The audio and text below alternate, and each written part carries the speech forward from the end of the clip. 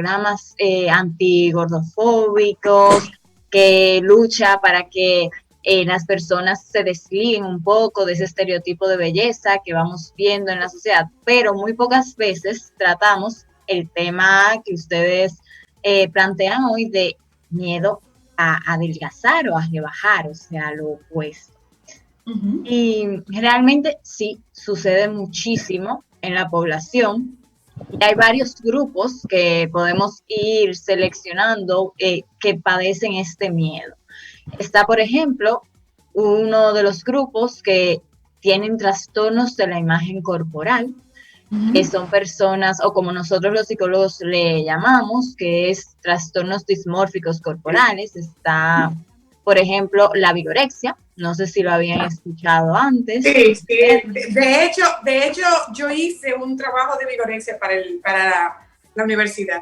Ah, súper, súper. Pues esa es una de las poblaciones que suele manifestar este miedo. En su caso, es miedo a estar flaco o poco musculoso, Ujú, más ujú. que otra cosa. Entonces se obsesionan por siempre tener una musculatura más grande, por no perder nada de masa muscular, y es precisamente por ese temor a que ellos se ven más flacos de lo que están y hacen todo para irse al otro lado, toman anabolizantes, esteroides, muchísimas sustancias, hormonas de crecimiento humano que ponen incluso en riesgo su salud. Ujú. Y también estamos viendo mucho esto en población de mujeres que se obsesionan con partes específicas del cuerpo, por ejemplo, los senos, los glúteos. Son personas que vienen arrastrando un problema en la infancia o en la adolescencia, que pudieron ser víctimas de bullying o de críticas en torno a esas partes específicas. Entonces vemos cómo constantemente incluso recurren a cirugía plástica o estética para aumentar esas áreas y hacen ejercicios para que no se vaya nada de esas áreas. No sé si ustedes lo han percibido en personas Claro. conocidas, eso. Y se obsesionan con eso y tú dices como que, oye, pero ya tú estás bien, pero para ellas todavía, ellas tienen la imagen que tenían de cuando ellas eran adolescentes o cuando no tenían esa operación y se obsesionan con esa parte. Muchas de ellas, por ejemplo, incluso pueden desarrollarlo por una violencia de su pareja o una violencia emocional que para su pareja ellas nunca son suficientes. Entonces ellas creen que mediante esos agrandamientos o demás, pues van a obtener ese amor que buscan o ese respeto. Pero también están las personas que efectivamente tienen sobrepeso, obesidad, que les da miedo a adelgazar y boicotean su proceso. Que muchas veces nos preguntamos como que, óyeme, pero él o ella iba muy bien, estaba perdiendo peso, pero llegó un punto que dejó todo, tiró la toalla y volvió a coger las libras que había perdido.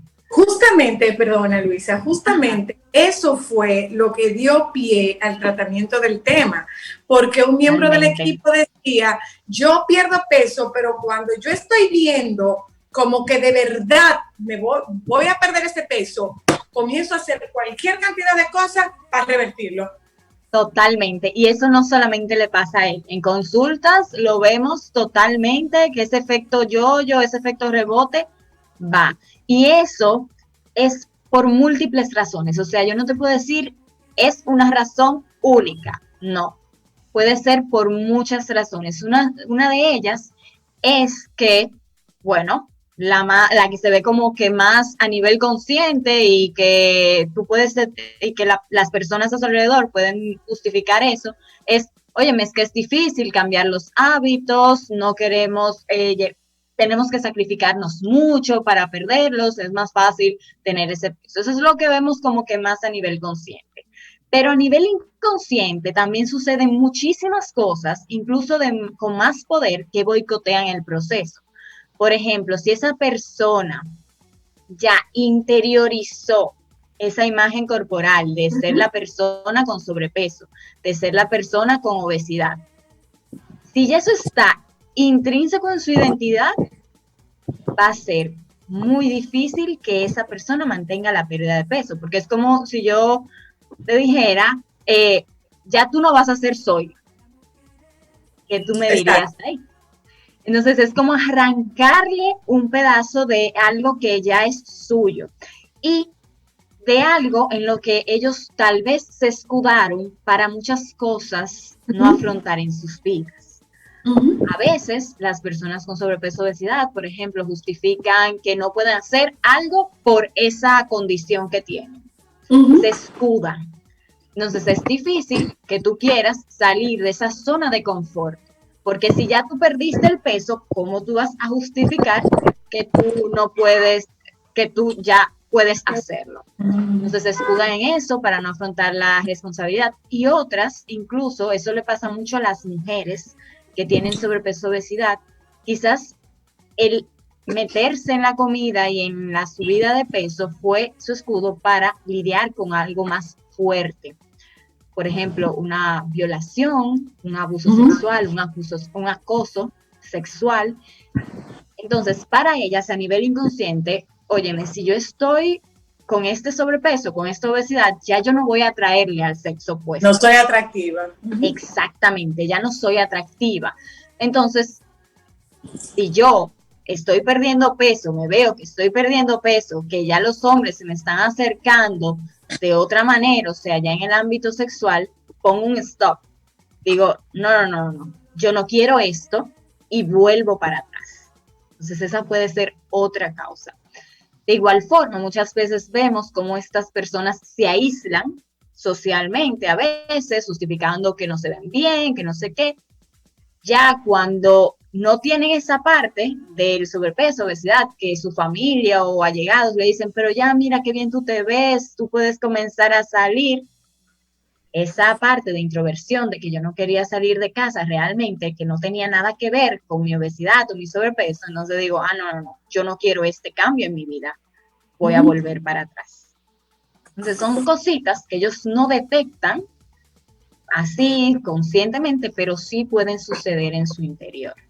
Hay una cosa, Luisa, y es lo que tiene que ver con nuestro sistema de creencias también. O sea, el que tú tengas peso en un rango puede ser muy aceptable y puede ser una muestra de bonanza. Sí, totalmente.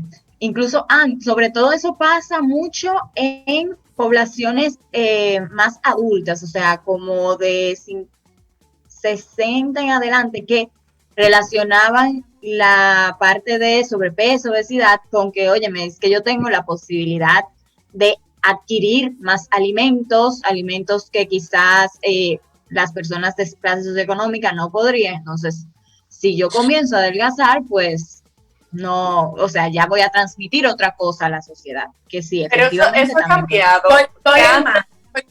Que antes se sucediera como lozanía, la abundancia económica y el peso y la ausencia de económico. Eso ha cambiado, se mantiene, o tenemos, como tú dijiste al principio, un mercadeo de gordofobia.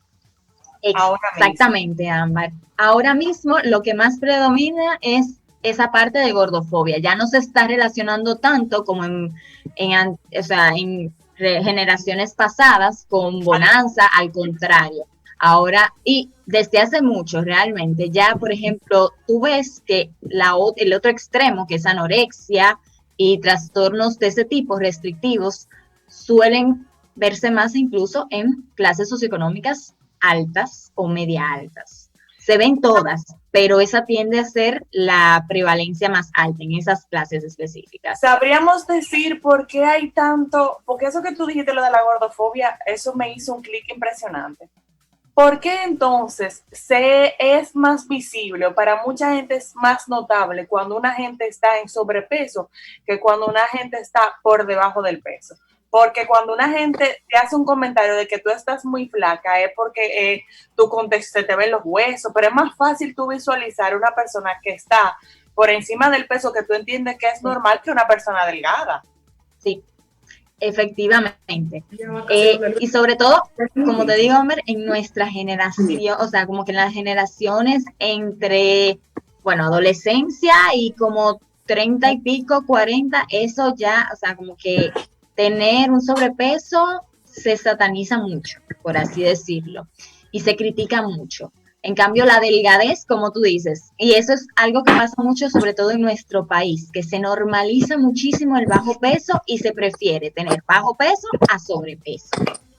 E incluso, no sé si has oído un movimiento que se llama Health at Every Size, o sea, salud en todas las tallas.